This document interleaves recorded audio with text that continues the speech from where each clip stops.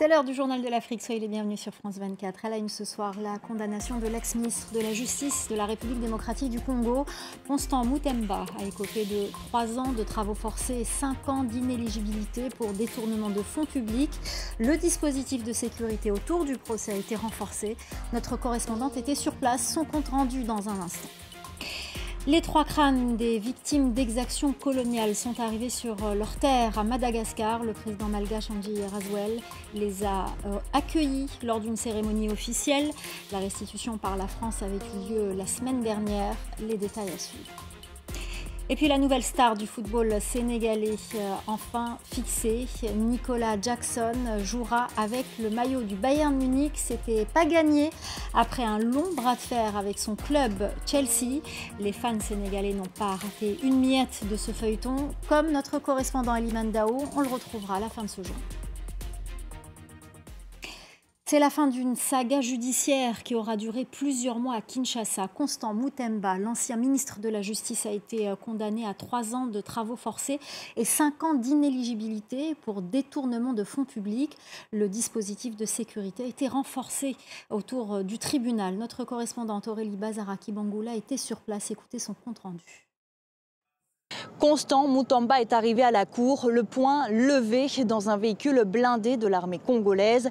L'ancien ministre de la Justice est resté serein tout au long de l'audience. Alors le président de la Cour de cassation a affirmé que Constant Mutamba a ordonné le virement de 19 millions de dollars à une société de construction pour un projet de construction d'une prison à Kisangani sans autorisation du gouvernement. La Cour a insisté sur le fait que l'intention de détourner cet argent est évidente, tout comme les violations des règles de passation des marchés publics. Alors pour les avocats de la défense qui plaidaient pour l'acquittement, eh bien, le verdict est sévère. La RDC, notre pays, le président a déclaré que la justice elle est malade. Comme elle est malade, donc je ne peux pas dire que la décision est bonne ou mauvaise. Mutamba n'a pas volé l'argent, n'a pas détourné l'argent. Tout l'argent se trouve dans les comptes. Mutamba n'a bénéficié d'aucune circonstance atténuante. Aujourd'hui, il écope une peine sévère. Sévère beaucoup plus en ce qui concerne la privation des droits politiques. C'est la partie la plus... Pour moi, les 3 ans, oui, on peut peut-être après 20 mois, on peut demander, mais 5 ans d'inéligibilité pour quelqu'un qui a 36 ans, c'est-à-dire il doit se projeter peut-être à 45 ou à 48 ans. Et pourtant, Mutamba incarne aujourd'hui l'espoir d'une nation, l'espoir d'un peuple libre. Un important dispositif policier a été déployé devant la Cour de cassation de Kinshasa. L'objectif, eh bien, c'était d'éviter tout débordement. Des centaines de sympathisants s'étaient réunis depuis hier soir au domicile de l'ancien ministre pour afficher leur soutien avant d'être dispersés par les forces de sécurité. Autre procès en Ouganda, celui de l'opposant Kizza Besigye. Il a refusé de comparaître hier au premier jour de son procès. À 69 ans, l'ancien médecin personnel de Yoweri Museveni est dans le collimateur du président ougandais. Les précisions de notre correspondante régionale Juliette Monti. Kizza Besigye et son co-accusé Obeid Lutale ont refusé de comparaître à l'ouverture de leur procès. Leur absence vise à dénoncer un simulacre de justice et une affaire instruite par un juge qu'ils considèrent partial, acquis aux intérêts du pouvoir. Pour rappel, Kizza Besigye avait été enlevé en novembre 2024 alors qu'il se trouvait au Kenya avant de réapparaître quelques jours plus tard en Ouganda où il est depuis détenu. Une incarcération qui dépasse la limite légale de 6 mois de détention sans procès, la justice ougandaise ayant refusé au mois d'août sa libération sous caution. L'épouse de l'opposant, Winnie Byanyima, ne cesse de dénoncer les conditions inhumaines de détention de son mari, dont l'état de santé inquiète par ailleurs. Besigye fait l'objet de poursuites pour complot par la force des armes pour renverser le gouvernement. Mais pour les critiques du président Yoweri Museveni, qui dirige l'Ouganda depuis 1986, ce procès est le signe d'un autoritarisme de plus en plus marqué à l'approche de l'élection présidentielle prévue en janvier prochain. La pénalisation de l'homosexualité au Burkina Faso, le pays a adopté une loi qui prévoit des peines pouvant aller jusqu'à 5 ans de prison pour les auteurs de pratiques homosexuelles. Une première dans ce pays dirigé par des militaires. La correspondante régionale de Makama. Ce n'est pas une surprise. Depuis 2024, le ministre de la Justice, Edaso Rodrigue Bayala, avait annoncé la couleur. Une loi allait interdire l'homosexualité. C'est désormais officiel. Le texte a été adopté lundi par les 71 membres de l'Assemblée législative de transition mise en place après le coup d'État de 2022. Déjà l'an dernier, le Conseil supérieur de la communication avait interdit les chaînes jugées promotrices de l'homosexualité. La nouvelle loi prévoit de 2 à 5 ans de prison avec des amendes et l'expulsion pour les étrangers condamnés. Elle s'inscrit dans un code de la famille entièrement revu. Ce code fixe aussi l'âge du mariage à 18 ans pour les filles comme pour les garçons, contre 20 ans auparavant avec une possible dérogation à 16 ans. Mais des ONG avec qui nous avons échangé s'alarment. Elle rappelle qu'au Burkina Faso, beaucoup de filles sont encore mariées, très jeunes, parfois dès 11 ans ou 12 ans. Ces mariages précoces les privent d'école et les enferment très tôt dans des tâches domestiques. Avec cette réforme, le Burkina Faso rejoint une trentaine de pays africains qui pénalisent l'homosexualité. Le Mali voisin avait déjà voté une loi similaire en novembre 2024. Ce glissement de terrain au Darfour, provoqué par des pluies torrentielles, il a fait des centaines de morts selon l'ONU.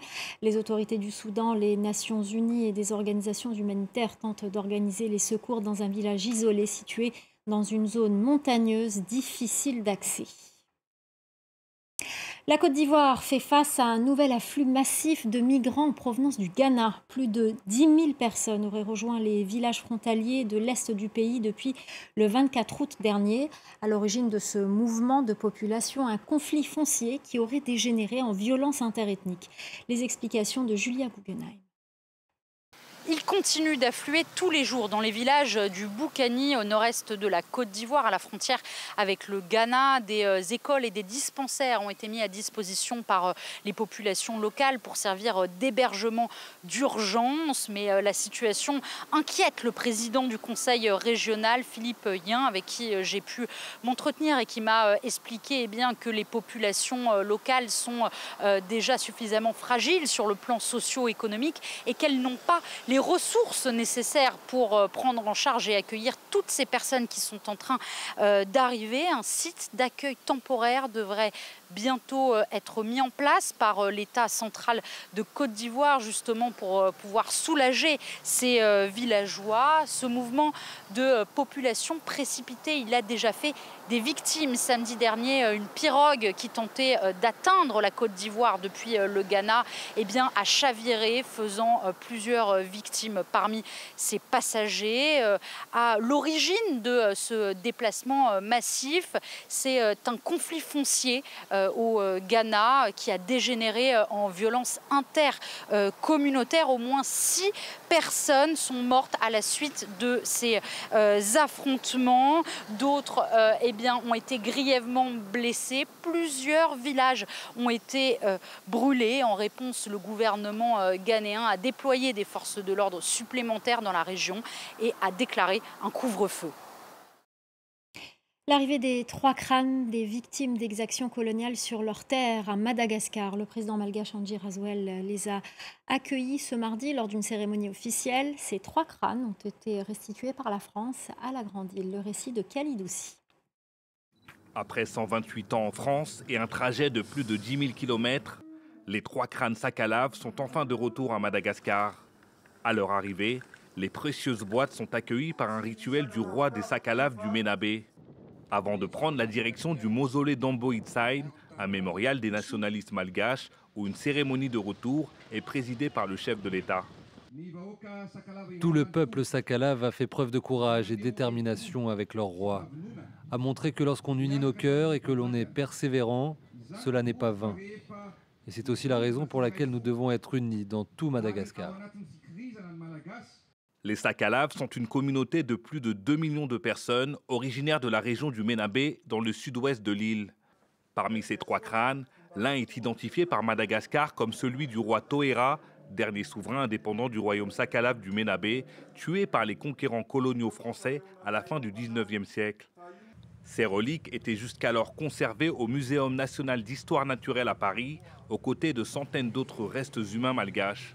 Être Sakalav, aujourd'hui, je peux regarder les gens dans les yeux dans les yeux. Je suis fier d'un homme qui a donné sa vie pour son territoire. Et n'oublions pas que le Ménabé est dans Madagascar. Donc défendre MENA-B, c'est défendre Madagascar. Donc je suis fier d'être l'arrière-petit-fils d'un héros. Pendant 4 jours d'hommage, les 3 crânes de guerriers vont parcourir le pays avant d'être rendus à leurs descendants. Au Nigeria, le taux élevé de mortalité maternelle dans le pays inquiète. Une ONG tente de lutter contre ce fléau en allant à la rencontre des femmes issues de milieux défavorisés, en les encourageant au suivi médical dès le début de grossesse pour prévenir certaines complications. Clémence Valère. Dans ce centre de santé à Lagos, des femmes attendent leur rendez-vous prénatal. Tout en examinant leurs patientes, les infirmières tissent également des liens de confiance avec les futures mères.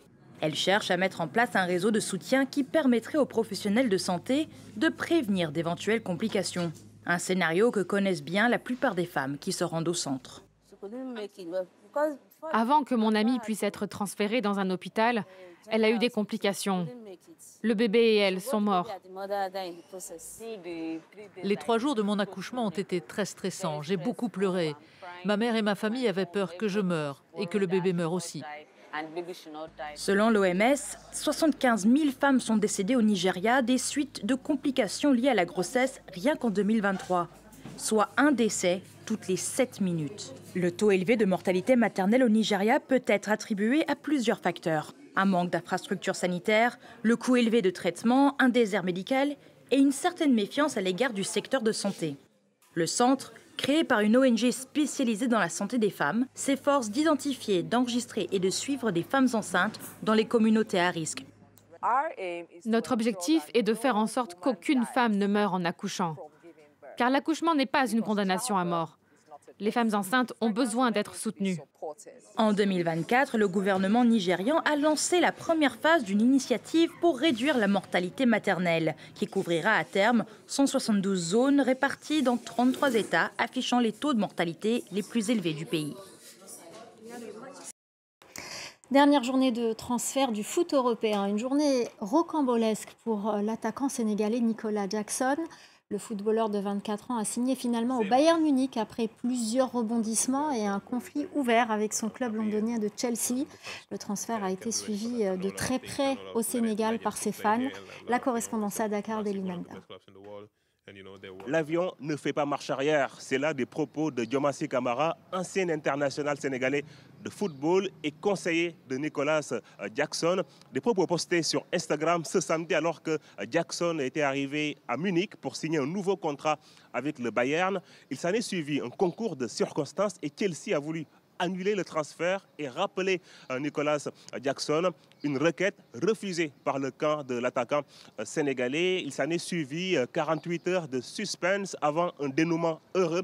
Ce lundi, Jackson signe finalement au Bayern Munich sur la base d'un prêt payant de 16,5 millions d'euros assorti d'une obligation d'achat de 65 millions d'euros. Ce transfert rocambolesque traduit, selon les observateurs, du caractère de plus en plus mercantile des joueurs de football.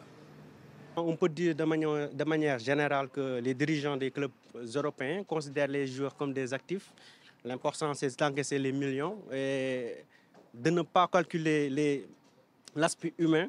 Maintenant, à lui de progresser mentalement et aussi sur le plan sportif pour essayer de relever ce défi. Après sa signature, Nicolas Jackson, qui s'est affiché tout sourire avec la tunique rouge et blanche du Bayern Munich, est attendu avec la sélection sénégalaise pour disputer 2 matchs très importants pour la qualification pour la Coupe du Monde 2026 en Amérique du Nord. Des matchs contre le Soudan du Sud et la République démocratique du Congo.